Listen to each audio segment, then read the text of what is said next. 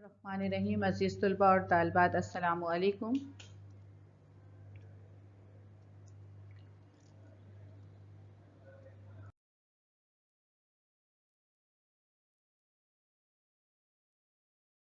हम 11वीं जमात के मज़मून तख्लीक़ कायनात को पेश करते हैं और लेक्चर नंबर 1 है हमारा और इसके मुसन्निफ़ आफ्ताब हसन हैं।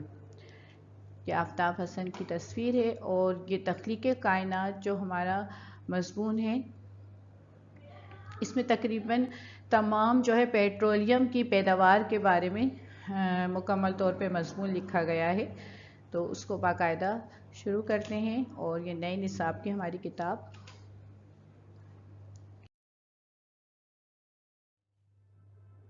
सबसे पहले तारुफ देख लेते हैं आफ्ताब हसन का। मेजर आफ्ताब हसन साइंसी मौज़ूआत के मारूफ मुसन्निफ़ और माहिर तालीम थे। 16 सितंबर 1909 को बाहर में पैदा हुए। क़याम पाकिस्तान के बाद मिलिट्री एकेडमी काकोल में साइंस के सरबराह रहे। बाद अज़ां वो उर्दू साइंस कॉलेज के प्रिंसिपल के ओहदे पर फाइज हुए। 1960 और 1972 तक वो शोबा तसनीफ़ व तालीफ़ व तर्जुमा जामे कराची के सरबराह रहे। इसी दौरान उन्होंने उर्दू में साइंसी इस्तिलाहात साजी और साइंसी मौज़ूआत पर कुतुब की अशात के सिलसिले में बहुत अहम किरदार अदा किया। इनकी एक तसनीफ़ साइंस हमारे लिए के नाम से है। मेजर आफ्ताब हसन की वफ़ात 26 फरवरी 1993 में कराची में हुई। तारुफ को समझ लेते हैं। मेजर आफ्ताब हुसैन साइंसी मौज़ूआत, यानी उनके जो उन्वानात हुआ करते थे और मौजू हुआ करते थे वो ज़्यादातर साइंस पर होते थे और आप माहिर मुसन्निफ़ भी थे और माहिर तालीम भी थे। 16 सितंबर 1909 को बाहर में पैदा हुए। बाहर कहाँ? भारत का एक सूबा है, तो भारत के सूबे में पैदा हुए। क़याम पाकिस्तान के बाद मिलिट्री यानी हमारी आर्मी के शोबे में एकेडमी कारकोल में साइंस के सरबराह रहे। बाद अज़ां वो उर्दू साइंस कॉलेज, जो कि अब उर्दू साइंस कॉलेज को यूनिवर्सिटी का दर्जा दे दिया गया है, तो आप पहले जब वो कॉलेज की हैसियत से था तो वहाँ पर आप प्रिंसिपल के ओहदे पर भी फाइज रहे। 1960 और 1972 तक वो शोबा तसनीफ़ व तालीफ़ और तर्जुमा यानी किताबों के तर्जुमे और किताबें लिखने की हैसियत से जामा कराची के सरबराह भी रहे। इसी दौरान उन्होंने उर्दू में साइंसी इस्तिलाहात साजी यानी साइंसी में इस्तिलाहात दी हैं, मशवरे दिए और साइंसी मौज़ूआत पर कुतुब की अशात के सिलसिले में अहम किरदार अदा किया। इनकी एक तसनीफ़ साइंस हमारे लिए के नाम से है और मेजर आफ्ताब हसन की वफ़ात 26 फरवरी 1993 में कराची में हुई। ठीक है, पैदाइश आपकी कहाँ की है? भारत सूबा बाहर में, और वफ़ात आपकी कराची में है। आगे देखते हैं। तख्लीक़ कायनात जिस तरतीब से लिखा हुआ है तो उसकी तरतीब इस तरह से है कि पेट्रोलियम की अहमियत, सबसे पहले उन्होंने पेट्रोलियम की अहमियत का जिक्र किया है, तो इसको देख लेते हैं। हमारी ज़मीन अनमोल ख़जानों से भरी पड़ी है और इन ख़जानों से जो दौलत निकलती है, इसमें पेट्रोल ऐसी शे है जिसका बदल मिलना मुश्किल है। जदीद दौर असल में मशीन की दुनिया है और मशीन के लिए इस वक्त 3 अहम ज़राए हैं: बिजली, कोयला और पेट्रोल। पेट्रोल ही वो साफ़ सुथरी और जल भड़क उठने वाली चीज़ है जो मशीनों के जिस्म में खून की हैसियत रखती है। दुनिया की तेज़ तरीन मशीनें इसी से चलती हैं। हवाई जहाज़, मोटरें और इस तरह की गाड़ियाँ, तरह तरह की गाड़ियाँ इसके बल पर तवील फासले पल भर में तय कर लेती हैं। खुश्की और तरी और हवा में कोई मशीन ऐसी नहीं जो हरकत नहीं करती जो इसमें ज़रूर पेट्रोल इस्तेमाल ना हो, यानी कोई मशीन ऐसी नहीं है, चाहे वो ज़मीन खुश्की की हो, तरी में हो, हवा में हो। जैसे पानी का जहाज़ हो गया, हवा का जहाज़ हो गया, या अगर हम खुश्की पे चलने वाली ट्रांसपोर्ट को देखें तो सबके लिए बहुत ज़्यादा ज़रूरी कौन सी है? पेट्रोलियम। ये तमाम चीज़ें जो हैं पेट्रोल की मदद से चलती हैं। अच्छा, हमारी ज़मीन अल्लाह ताला ने बेशुमार ख़जाने दिए हैं और ख़जानों से भरी हुई है। इन ख़जानों में से जो दौलत निकलती है, इसमें पेट्रोल ऐसी शे है जिसका बदल मिलना मुश्किल है। यानी अल्लाह ताला ने बेशुमार हमें ख़जाने दिए हैं, कोयला दिया है, تیل ہے ہمارے پاس، نمک کے ذخائر ہیں، بے شمار چیزوں کے اللہ تعالیٰ نے، لیکن جو ہمیں اللہ تعالیٰ نے پیٹرول اگر ہے تو اس کا ملنا مشکل ہے، یعنی اس کا بدل ملنا مشکل ہے۔ جدید دنیا میں اصل میں مشین کی دنیا ہے، ٹھیک ہے، ساری پوری کائنات اگر ہم دیکھیں، پوری دنیا کو ہم دیکھیں تو پوری دنیا میں جتنے بھی کام ہو رہے ہیں وہ مشینوں کی مدد سے ہو رہے ہیں، اور مشین کے لیے اس وقت 3 اہم چیزوں کا ہونا ضروری ہے۔ اگر آپ کو مشینیں چلانی ہے تو اس کے لیے سب سے 3 چیزوں کا ہونا ضروری ہے، جس میں بجلی، کوئلہ اور پیٹرول ہے۔ اب پیٹرول ہی وہ سب سے زیادہ تیز اور سب سے زیادہ صاف اور جلد بھڑک اٹھ جانے والی چیز مادیاتی پیداوار ہے جو جلد سے جلد بھڑک جاتی ہے، جو مشینوں کی جسم میں خون کی حیثیت رکھتی ہے۔ دنیا کی تیز ترین مشینیں اس سے ہی چلتی ہیں۔ ہوائی جہاز، موٹریں اور طرح طرح کی گاڑیاں اس کے بل پر طویل سفر کرتی ہیں۔ دیکھیں، ہم جب جہاز میں بھی پیٹرول ڈلتا ہے، فلو ڈلتا ہے، تو اس کی وجہ سے وہ لمبے لمبے سفر کرتی ہیں۔ تو ہماری جتنی بھی پرواز کا کام، مشینوں کا کام اور ٹرانسپورٹ ہے، وہ تمام کی تمام جو چل رہی ہیں وہ پیٹرول کے بل بوتے پہ چل رہی ہیں، اور یہی ہماری ترقی کا ذریعہ بنتی ہے پورے کائنات میں۔ آگے بڑھتے ہیں، اس لیے اس کی اہمیت بہت زیادہ ہے۔ پیٹرول کی قدرتی دریافت۔ پیٹرول قدرتی طور پہ کہاں دریافت ہوتا ہے؟ قدیم مورخ وڈورڈ بابل کے ایک تیل کے چشمے کا ذکر کرتا ہے۔ یہ جزیرے زانٹے میں بھی ایک تیل کا چشمہ ہے۔ خاص بات یہ ہے کہ 200 سال گزر گئے لیکن زانٹے میں اب بھی تیل موجود ہے۔ سکلیا اٹلی کا ایک جزیرہ ہے، ٹھیک ہے، یعنی ہمارے جو ایک جزیرہ جو ہے زانٹے، یہ بابل کے قریب ہے، اور اس سے بھی ایک تیل کا چشمہ نکلتا ہے، اور یہ 200 سال گزر گئے لیکن اس میں تیل ابھی تک موجود ہے۔ دوسرا جو تیل کا جزیرہ ہے وہ اٹلی میں ہے، جس کا نام سکلیا ہے، جس میں معدنی تیل کی موجودگی کا ذکر کیا گیا ہے۔ پرانی جاپانی اور چینی کتابوں میں بھی جگہ جگہ معدنیاتی تیل کا بیان ہے۔ مشہور سیاح مارکو پولو اپنے سفر نامے بارکو کے قریب تیل کے چشموں کا بڑا تفصیل سے ذکر کرتے ہیں، اور ان کا بیان ہے کہ صرف ایک چشمے سے تیل اس قدر نکلتا ہے کہ اس سے 100 جہازوں کو تیل بھرا جا سکتا ہے۔ یعنی اب بتاتے ہیں جو ہمارے قدیم دور سے ہم پیٹرول حاصل کر رہے ہیں، یعنی یہ کائنات، زمین کے اندر پیٹرول جو ہے وہ زمین کی پیدائش سے ہی اللہ تعالیٰ نے اپنی نعمتوں سے بھر دی تھی، تو اس میں ایک جو نعمت ہے بہت بڑی وہ پیٹرول کی ہے، تو اس کو بہت قدیم یہ ایجاد ہے، یعنی یہ بہت پرانی ایجاد ہو چکی ہے، پیٹرول کی دریافت بہت پرانی ہے، جس کا ہم بتاتے ہیں کہ قدیم مورخ وڈورڈ بابل کے قریب ایک تیل کے چشمے کا ذکر کرتے ہیں۔ جزیرہ زانٹا، زانٹے کہاں پر ہے؟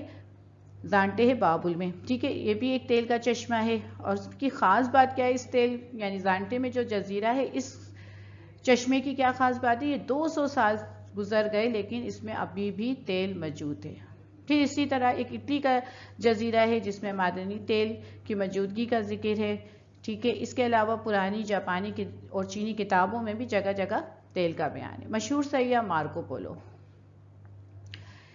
مارکو پولو جو تھا وہ سیاح کی حیثیت سے مشہور ہیں۔ سیاح کس کو کہتے ہیں؟ جو ملکوں کی سیر کرتے ہیں، ملکوں کی تاریخ لکھتے ہیں، سفر نامے لکھتے ہیں، تو سفر نامے کی حیثیت سے مارکو پولو کو بہت زیادہ مشہور ہیں۔ اچھا، وہ لکھتے ہیں کہ بارکو کے قریب تیل کے چشمے کا بڑا تفصیل سے ذکر کیا ہے۔ کہاں پر ہے؟ کہاں کا ذکر کرتے ہیں؟ بارکو میں تیل کے چشموں کا بڑا تفصیل سے ذکر کرتے ہیں، اور ان کا بیان ہے کہ صرف ایک چشمے سے تیل اس قدر نکلتا ہے کہ 100 جہازوں کو تیل بھرا جا سکتا ہے، یعنی کتنی مقدار میں تیل نکل رہا ہے کہ ہم ایک ساتھ 100 جہازوں میں تیل بھر سکتے ہیں۔ تو یہ تو قدیم دریافت ہو گئی ہے۔ یہاں دیکھیں اس طرح کے کنویں ہوتے ہیں تیل کے، اور سمندر کے اندر سے بھی تیل نکالا جاتا ہے۔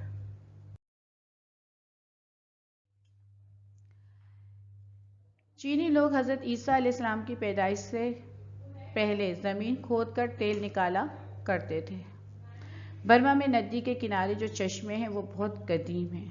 آج بھی زبردست برموں سے کھودے ہوئے کنویں اور جدید آلات سے مزین کارخانوں کے پہلو با پہلو ہاتھ سے کھودے ہوئے تیل کے کنویں موجود ہیں جن سے برمی تیل نکالا جاتا ہے۔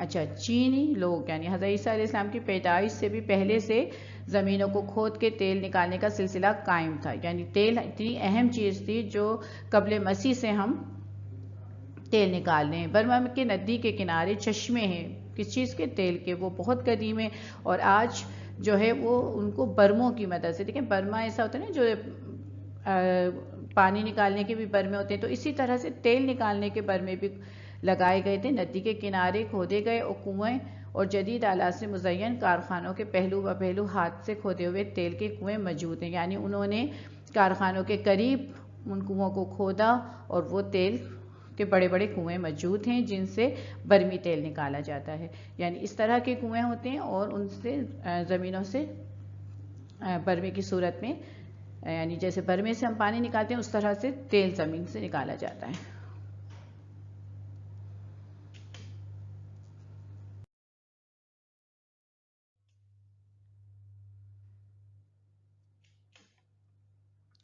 پرانے زمانے میں پیٹرول کا استعمال، پرانے زمانے میں لوگ پیٹرول کو جلانے کے علاوہ دوا کے کام میں بھی لایا کرتے تھے۔ اچھا جی، پرانے زمانے کے جو لوگ ہوا کرتے تھے وہ تیل کو صرف جلاتے نہیں تھے بلکہ اس کو دوا میں بھی استعمال کرتے تھے، زخموں کو اچھا کرنے کے لیے اسے استعمال کیا جاتا تھا۔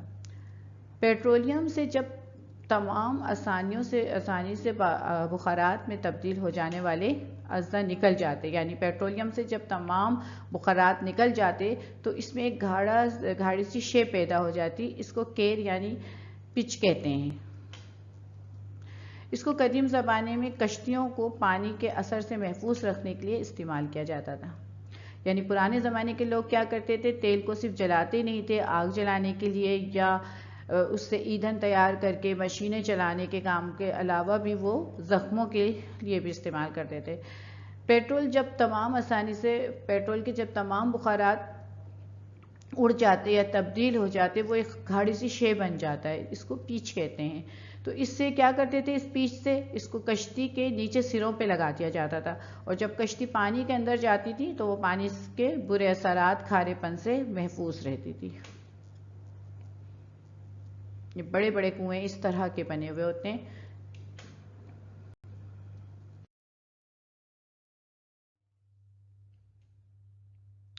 رسوبی چٹانیں کیا ہیں؟ رسوبی چٹانیں دیکھتے ہیں کیا ہیں۔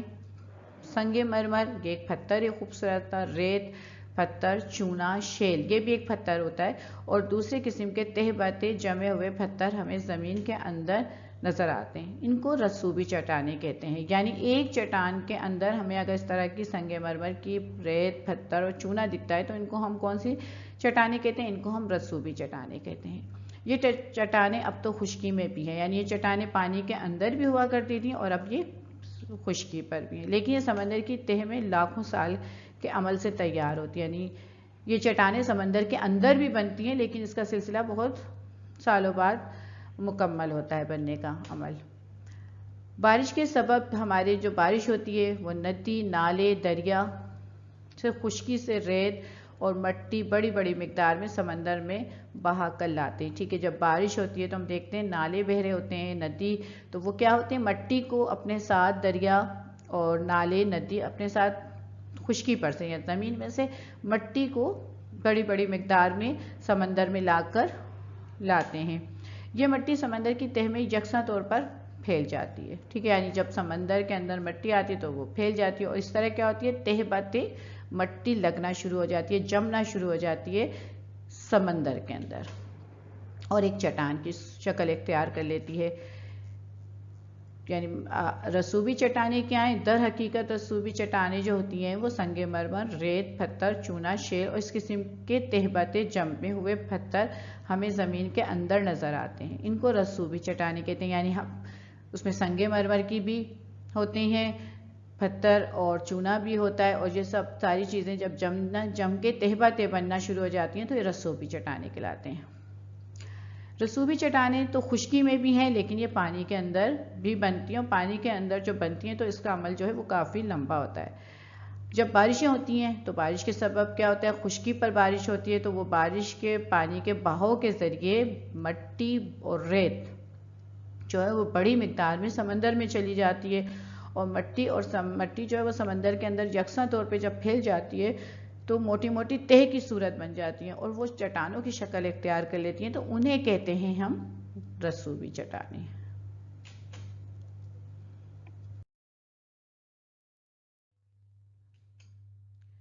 موجودہ دور میں پیٹرول کی اہمیت۔ اچھا جی، پیٹرول کا ہونا تو واقعی بہت ضروری ہے۔ پیٹرول کیا ہے؟ پیٹرول ہماری معیشت میں شرکت کا کردار ادا کرتا ہے۔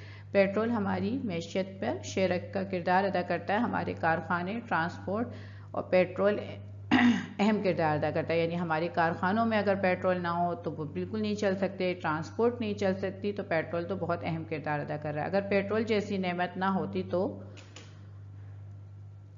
ہمارے صنعتی کارخانے بند ہو جائیں گے، بلکہ تمام ملکوں کی ترقی اور معیشت رک جائے گی۔ دنیا کے تیز ترین آلۂ مشین بھی رک جائیں گے۔ بڑے بڑے ہوائی و بری جہازوں کی آمد و رفت کا سلسلہ نہ ہونے کے برابر ہوگا۔ یعنی دنیا کی موجودہ اور آئندہ کی ترقی میں پیٹرولیم ایک اہم معدنیاتی پیداوار کا کردار ادا کرتی ہے۔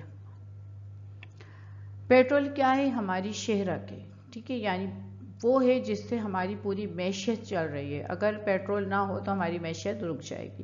ہماری جو کارخانے ہیں، جو مشینیں چل رہی ہیں بڑی بڑی، ان میں بھی پیٹرول کا ہونا بہت ضروری ہے۔ ہمارے جو ٹرانسپورٹ چلتے ہیں، یعنی بسیں، رکشے، ٹیکسی، کاریں، بائک، جتنی بھی ٹرانسپورٹ ہے ہمارے پاس، ہوائی جہاز، بحری جہاز، تو یہ تمام کے تمام پیٹرول کی وجہ سے چل رہے ہیں، تو لہٰذا پیٹرول بہت اہم کردار ادا کر رہا ہے۔ اگر پیٹرول جیسی نعمت نہ ہو تو ہمارے ملک کے کارخانے تو بند ہو جائیں گے، ظاہر سی بات ہے۔ مشینیں ہم جب پیٹرول سے چلا رہے ہیں اور ہمارے پاس پیٹرول نہیں ہوگا تو تمام کارخانے بند ہو جائیں گے، بلکہ اگر ہم کہیں تو پوری ملک کی ترقی اور معیشت ہی رک جائے گی اگر پیٹرول جیسی نعمت نہ ہوتی۔ دنیا کے اندر جتنی بھی تیز ترین مشینیں چلتی ہیں وہ بھی پیٹرول اگر نہ ہوگا تو تمام مشینیں بند ہو جائیں گی، جیسے ہمارے ہوائی جہاز ہیں، پانی کے جہاز ہیں، ان کی آمد و رفت کا سلسلہ نہ ہونے کے برابر ہوگا۔ جب پیٹرول نہیں ہوگا تو ظاہر سی بات ہے وہ جو لمبے لمبے طویل سفر کرتے ہیں، 6 مہینے 2 سال کے، دیکھیں بحری جہاز جو ہے وہ تو 2 سال کا سفر کرتا ہے، تو اتنا پیٹرول کی ضرورت ہوتی ہے، تو یہ تمام نظام جو ہے وہ ختم ہو جائے گا۔ دنیا کی موجودہ اور آئندہ کی ترقی میں پیٹرول ایک اہم معدنیاتی پیداوار کا کردار ادا کر رہا ہے۔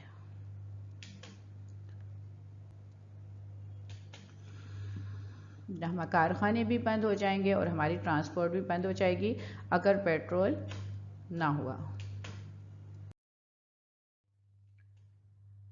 پیٹرول کی تلاش کے لیے کون سا علاقہ موزوں ہے؟ کون سے علاقوں میں پیٹرولیم پایا جاتا ہے؟ دیکھتے ہیں۔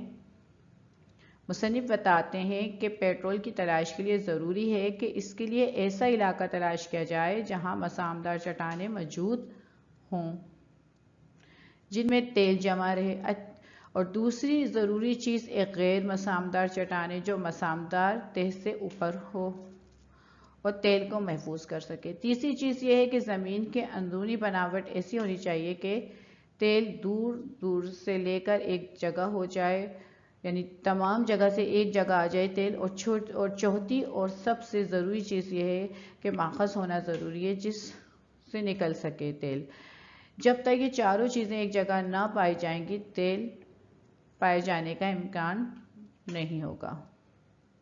اب یہاں پر ہمیں بتاتے ہیں مصنف کہ اگر ہمیں پیٹرول تلاش کرنا ہے تو سب سے پہلے ہمیں کون سی چٹانوں کی ضرورت ہوگی؟ مسامدار۔ مسامدار کس کو کہتے ہیں؟ جس کے اندر سوراخ ہو، پورس انگلش میں کہتے ہیں، مسام ہوں اور سوراخ ہوں، تو وہ اس طرح کی چٹانیں ہوں گی تو ان چٹانوں کے سوراخوں میں تیل جمع رہتا ہے، یعنی جب تیل بننے کا عمل شروع ہوتا ہے تو ان چٹانوں کے سوراخوں میں تیل جمع ہو جاتا ہے، اور ان کے ساتھ ایک غیر مسامدار بھی چٹانیں ہونا ضروری ہے، کیونکہ اگر جب چٹان پہ زیادہ دباؤ پڑتا ہے تو پھر نیچے سے پانی آنے لگتا ہے، اور اس کے اوپر اگر مسامدار چٹان ہوتی ہے تو پھر وہ پیٹرول کا سلسلے کو روک دیتی ہے اور پانی کے سلسلے کو باہر نکال دیتی ہے، تو اس طرح وہ تیل کو محفوظ کر سکتی ہے۔ تیسری چیز یہ ہے کہ زمین کی اندرونی بناوٹ بھی ایسی ہونی چاہیے کہ تیل دور دور سے ایک جگہ جمع ہو جائے، یعنی زمین بھی اس کے چٹان کے آس پاس کی ایسی ہونی چاہیے کہ جہاں سے سارا تیل جو ہے وہ چٹانوں سے نکل کر زمین کے قریب جمع ہو جائے۔ چوتھی چیز یہ ہے کہ تیل نکالنے کا سلسلہ بھی ہونا چاہیے باقاعدہ طور پہ۔ اگر یہ چاروں چیزیں نہیں ہوں گی تو پھر ہم تیل اس جگہ پر پایا نہیں جائے گا اور تیل نہیں نکالنا مشکل ہو جائے گا۔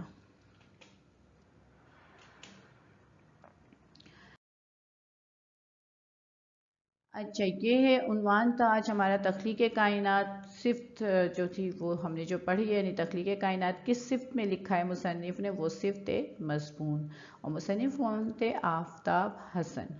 یہ ان کی تصویر ہے.